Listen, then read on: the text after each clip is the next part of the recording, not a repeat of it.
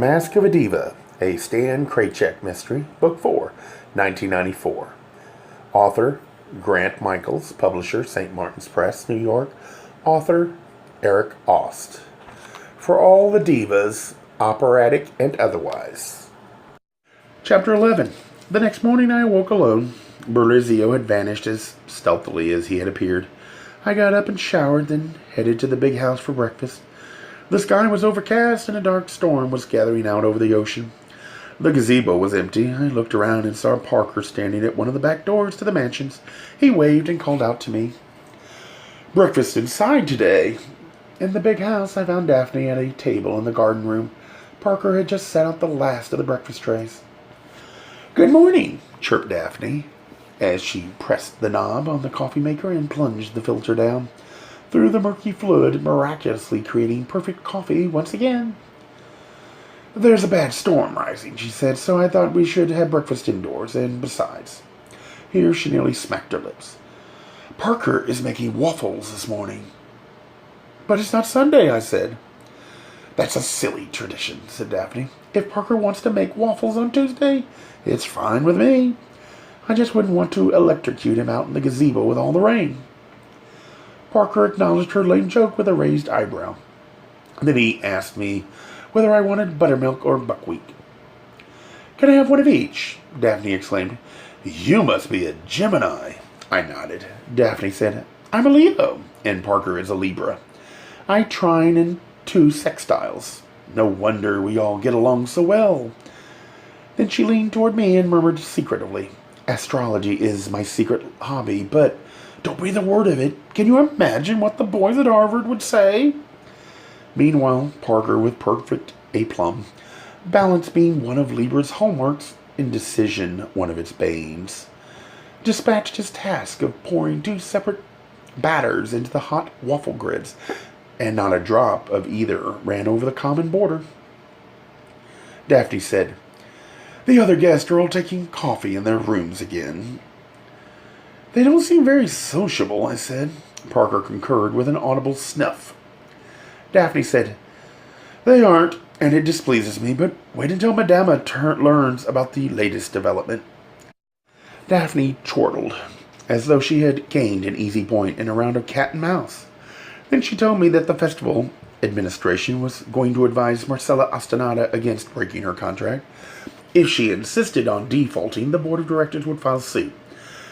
And the woman can ill afford it at this point in her career, said Daphne, with that odd, triumphant sound in her voice again. In her younger days, her notoriety might have helped her, but now it could only lessen her chances for future engagements. She smiled, the smile of a victory. Your esteem for her seems to have fallen, I said. Yes, replied Daphne with a sly wink. Well, I've just discovered something about Madama Ostanata that puts her firmly on my not very nice list. I waited a suitable time for Daphne to dish the dirt, but it was not forthcoming. All she offered was, when this business is cleared up and the festival is launched, I'll tell you all about it.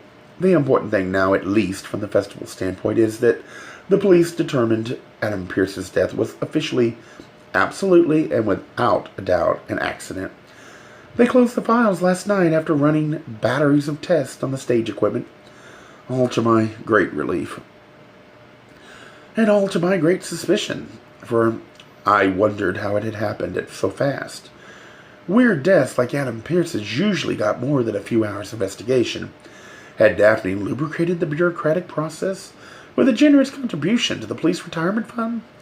Rather than pursue the subject, I decided to be a good little Gemini and make light conversation while I enjoyed the 2 crusty brown waffles Parker had just placed before me.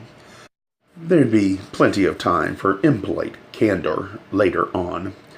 After breakfast, Maurizio arrived to drive me and the maestro to rehearsal. As it turned out, Bruce David the tenor was indisposed again, and Madame Ostanata and Mathilda was resting, while Madama awaited an overseas return call from the Avvocato. The ride to town was very quiet in spite of Maurizio's tendency to drive fast. The maestro sat calmly and watched the scenery whizzing by. Perhaps in Italy, a blur of countryside greenery is the norm.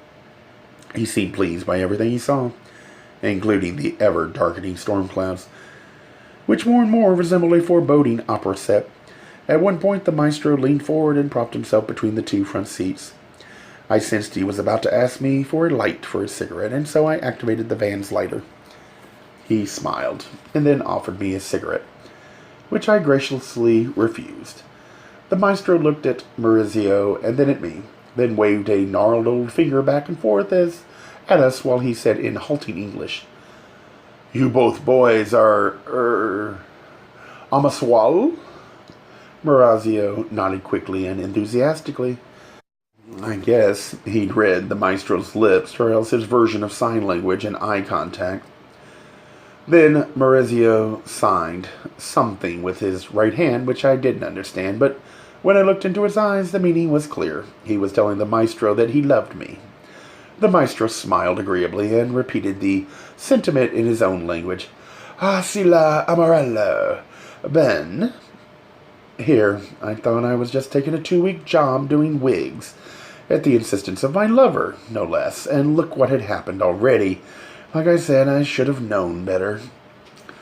We arrived at the opera house at exactly 9 o'clock, which was the hour of rehearsal and the beginning of my day in the wig room. Maurizio gave me a vice-like, desperate hug, as if he would never see me again. I caught my breath and got out of the van and slid the back door open for the maestro. But instead of reaching for my arm, the maestro was grasping and shaking Maurizio's hand and saying something to him, something I couldn't hear. Maurizio nodded, then made 2 sharp nasal sounds as if to agree with the maestro. Finally, I helped the maestro out of the van, closed the door, and waved goodbye to Maurizio. He zoomed off. I escorted the maestro as far as the Opera House auditorium. Then I went downstairs to face my day of drudgery with that other prima donna, Daniela of the Dungeons. Luck was still with me, though.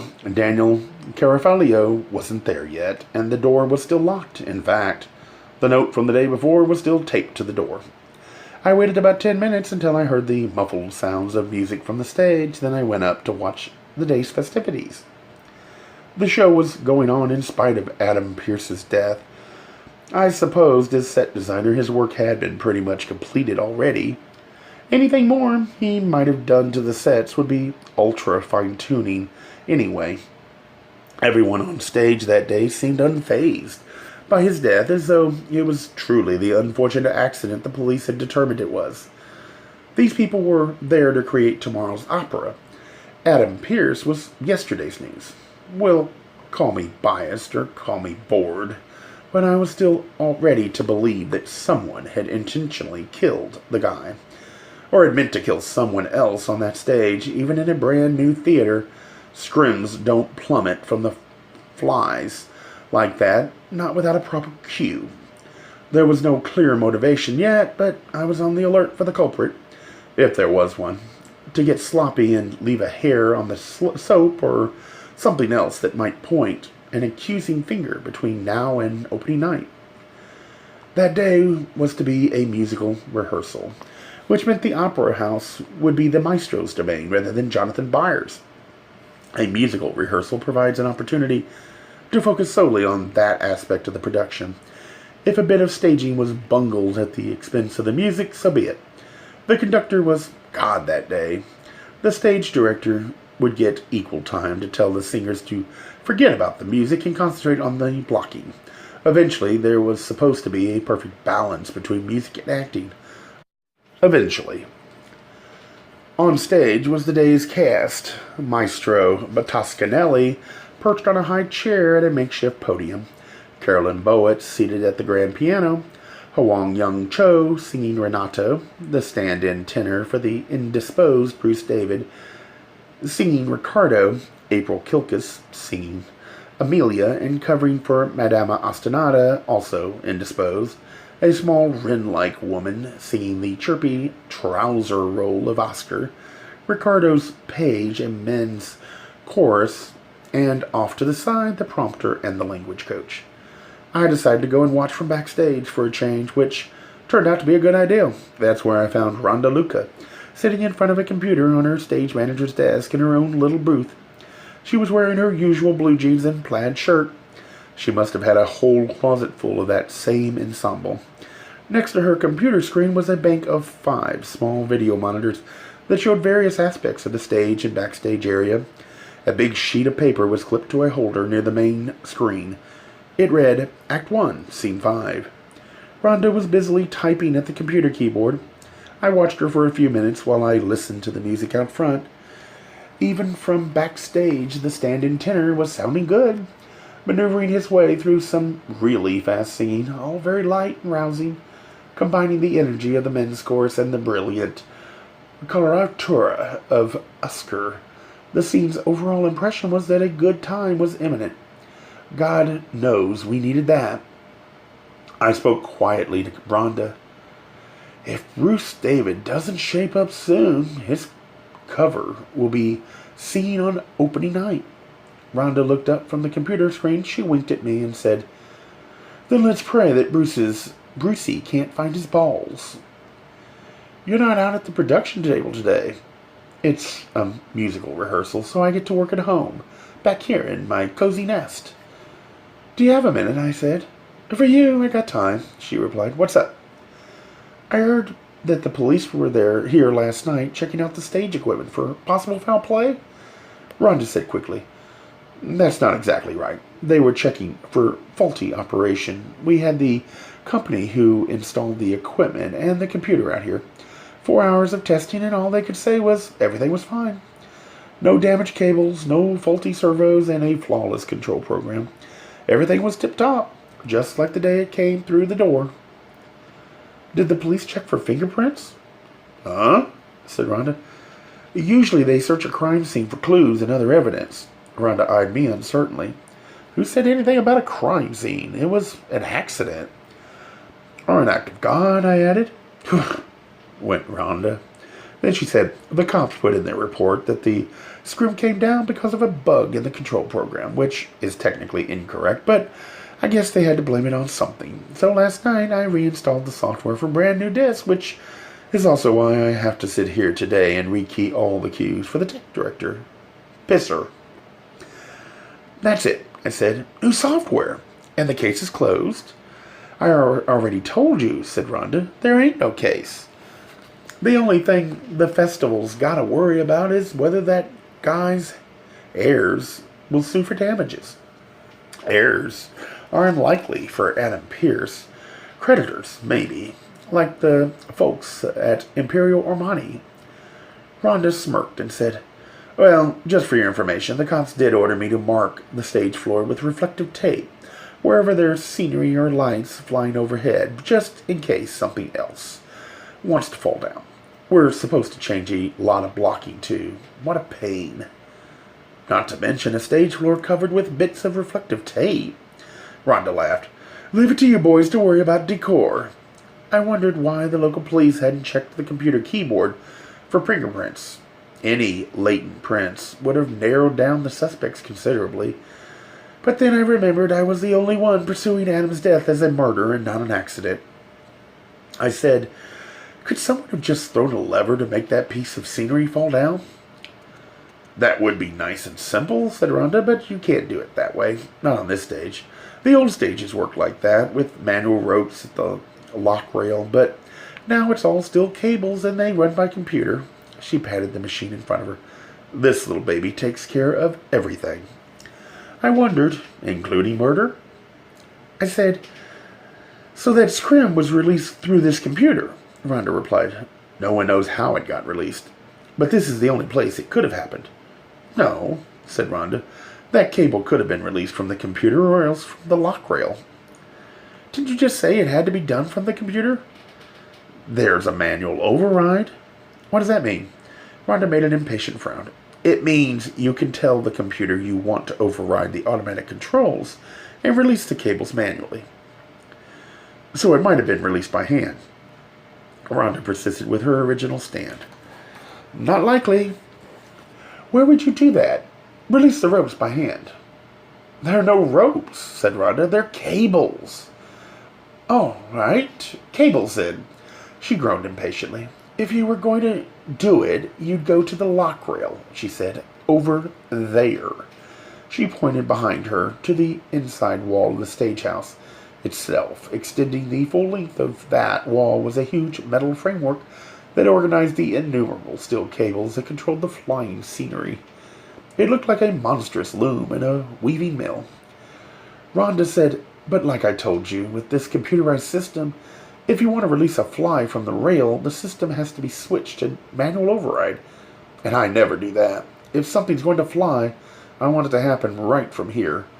Once again, she touched the computer as though it were part of herself, a private part, and I always keep the manual override turned off.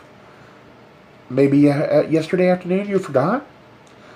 "I don't forget things like that," she snapped. She was getting huffy, and who could blame her? I wasn't exactly charming her. "Look," she said, "you need a password to use manual override. The whole purpose of it is to prevent exactly the kind of accident that happened yesterday." "Oh," I said, feigning ignorance. "Well, that makes sense. Safety first and all that. Too bad it didn't work, though. Who knows the password?" Rhonda said, "Hey, I'm real busy right now, and obviously you're not. But just for your information, I'm the only one who knows the password so far. No one else. Not even the guys who installed the system. Okay?" "Wow," I said. "So you're kind of God back here." Rhonda corrected me. "Goddess." "Excuse me, goddess. Just one more question. Where is the other end of the cable attached?" "The cable goes up through that grid and connects to whichever fly it's supposed to operate." She pointed overhead, and I looked up high above us, up in the stratosphere of the stage house, just below the roof of the very opera house itself, was a gigantic maze of metal beams and grilled flooring as big as the whole stage and backstage area. It looked like celestial filigree. "I wouldn't want to climb up there," I said. "Not too many people do," replied Rhonda. "But maybe someone did yesterday," I said. "Crawled up there and cut one of the ropes." "Nah," said Rhonda. "They would have just done it at the lock rail. And like I already told you, none of the cables were damaged." Then she said, "I know one thing for sure, that script didn't get released from here." She patted the computer again. "How do you know that?" "Because I was sitting here when it happened, and I didn't give the command that put that script into freefall." "Are you sure?" I said. "I thought you were out at the production table." "I was. Then I came back here." Her face glowered in the reflected light from the computer screen. "Sorry," I said. "I get carried away sometimes. It just seems odd that the computer and all the controls checked out perfectly last night. But yesterday afternoon, a scrim fell down and killed someone." Rhonda said, "I think you need to chill out, babe. Maybe get yourself a date." What I needed was a lot more explicit than a date. The scene on stage finished with loud voices and crashing chords. Rhonda Luca said, "I'm back to work." She put up a piece of paper that read, "Act 2, Scene 1. Then she started typing again. I stood in the wings and watched everyone scurrying to prepare for the next phase of rehearsal. It was then that Madame Ostinata arrived in the auditorium, escorted by Bruce, David, and Mathilda. She ascended the temporary stairs to the stage floor, and as she passed the maestro, she gave him a chilly greeting. The maestro nodded back politely as though nothing unusual was happening. Perhaps he'd seen so much in his long life that he'd learned the easiest response to any situation was to be docile. Madama strode downstage center, then with a grandiose flourish, turned her body to face upstage. She waited for absolute quiet on stage, then she addressed us all, with a control and authority that were unusual for her. "Good morning," she said. "How nice to see you all today." Meanwhile, Rhonda Luca had left her computer and was standing beside me in the wings. "What's she mooing about now?" I whispered back. "I think we're going to find out." Madame Ostinata continued her declaration. "You all see yesterday an attempt is made to my life on this stage." She was forgetting her English again. "I have taken much time in thinking about this, and today I decide to stay here at the festival. I will sing Amelia." She paused for dramatic effect, of which there were several among the people on stage. The maestro nodded submissively. April Kilkis looked as though she had just lost a talent show prize. Wong Young Cho muttered disgustedly, just the way his character Renato would have over his wife's infidelity. Bruce David gazed at Madama with a veneration known commonly among my crowd as diva worship. Rhonda Luca simply said, "Shit." Carolyn Bowitz lowered the keyboard cover on her piano, and Mathilda stood in the wings, biding time patiently. After the hiatus in Madama's monologue, Mathilda referred to a piece of paper in her hands and vocally prompted Madama Ostinata to continue. Apparently, Madama's avocado had dictated a script to her that morning, all contingencies covered. Madama nodded gracefully toward Mathilda and continued her speech.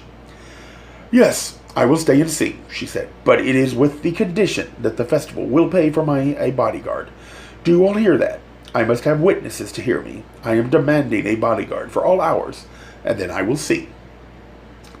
From out in the orchestra seats came a familiar stentorian voice, exercising its familiar vernacular.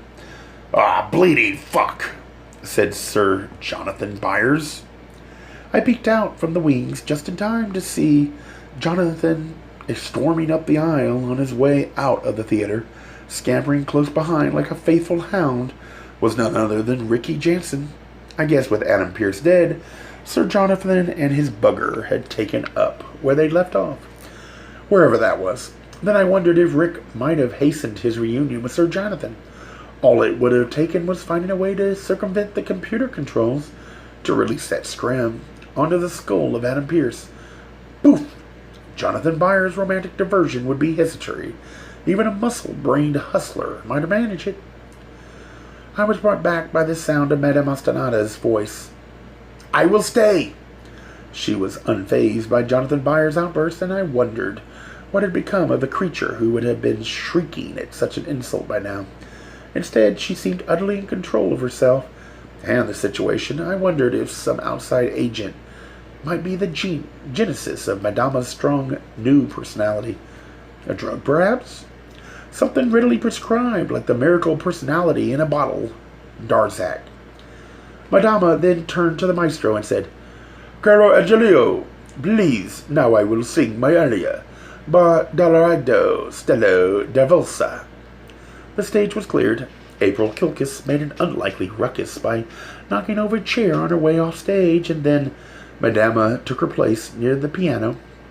When Rhonda Luca corrected her stage position according to Byers' previous directions, Madama said, "No, I will sing here."